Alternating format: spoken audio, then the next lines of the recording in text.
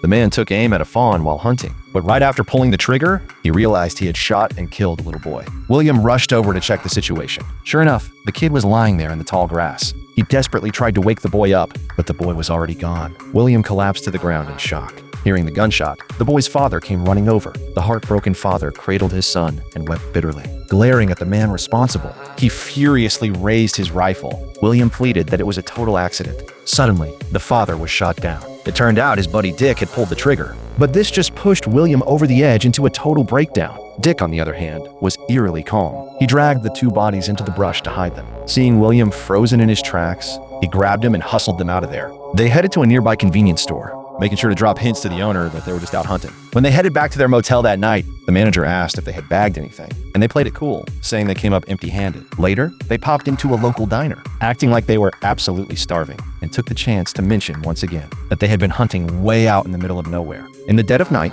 they snuck back to the woods. After scrubbing the crime scene clean, they hurried back to the motel under the cover of darkness. But just as they were putting their gear away, they noticed a little boy spying on them. They just brushed the kid off and didn't think much of it. Once they got back to their room, William couldn't sleep a wink. It wasn't until noon the next day that Dick woke up and roused William. Just as they packed their bags and were about to hit the road, Dick spotted a few locals crowded around their car, getting ready to slash their tires. The two guys rushed downstairs. A furious man stomped over and grabbed Dick by the collar. Dick, meanwhile, played completely dumb.